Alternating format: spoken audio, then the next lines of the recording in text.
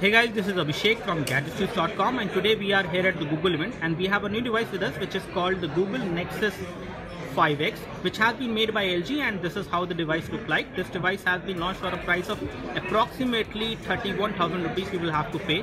Again, you will have 16 GB variant of this phone which is coming to the market, and you will also have 32 GB variant. It has got laser autofocus over there at the back and LED flash, which is a dual true tone LED flash, and here we have the sensor for the laser autofocus, and then we have the fingerprint sensor as well on this device.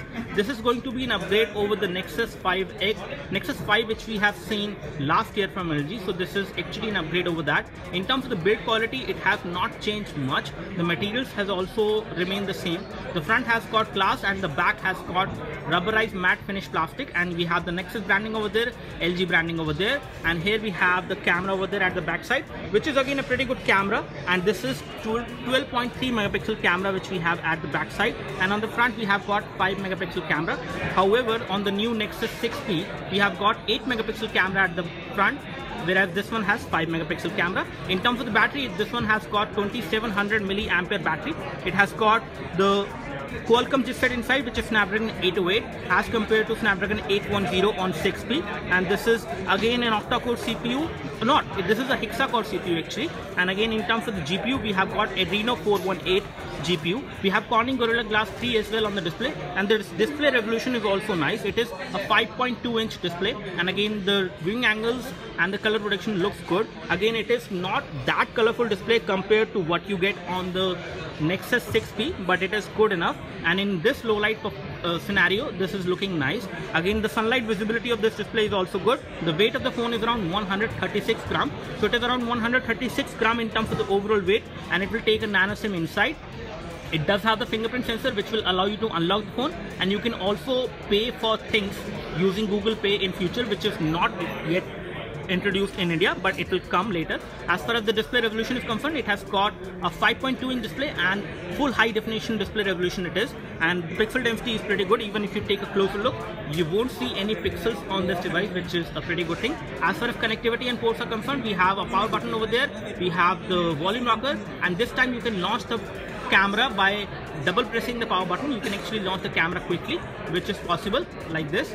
So this is how it launches the camera, and the camera UI has improved compared to what we have seen on Nexus devices earlier. Now you can go to the video mode directly from here by just swiping it like this, which is far more easier compared to what it was used to be on the previous Nexus devices. One good thing or special thing on this device is that it is coming with Nexus 6.0, which is Marshmallow. So you have Nexus 6.0 Marshmallow on this one, and you don't have to wait for the upgrade, especially in case you plan to buy this one. But this is again kind of costly for a price of 31,000 rupees approximately. It is not the exact price which I'm telling you, but again it is kind of high in terms of the overall price and the value for money. When it comes to the RAM, we have got 2 GB of RAM on this device, and the UI is much more responsive and smooth. You do not see any bloatware on this device, which is one of the good things. So there is no bloatware. There is only Google application. Again, you cannot uninstall any of these applications. First of all, let me take a look over the version of Android. So we have the version of Android over there, which is 6.0. And one thing which I can see different on this device is the system UI tuner, which is part of the settings. I think this is a prototype model, and in this one you can actually adjust a lot of things, like quick settings are there. You can actually change them. So this may be a part of the UI. I have not seen this thing on the Nexus P, but this is there on this device, on the Nexus 5X which we have.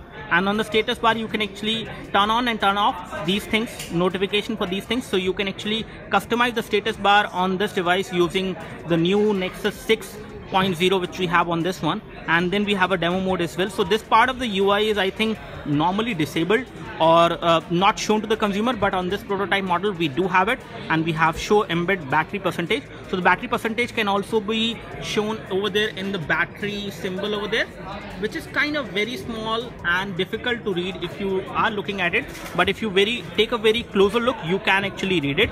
Let's take a look over the storage scenario, and we will find out how much of storage is available. And I believe we have the 16 GB model. So yes, we have the 16 GB model, and out of that 10.67 GB is available to the user. And again, it is not much.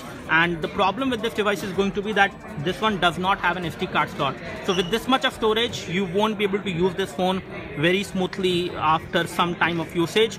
So better go for the 32 GB variant, even that will be more costly.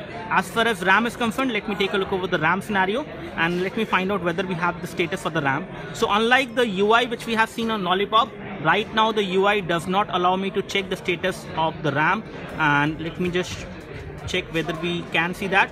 So we cannot see the status of the RAM. These are the current configuration options which I can configure, especially with the RAM. We do have some default application which you can change.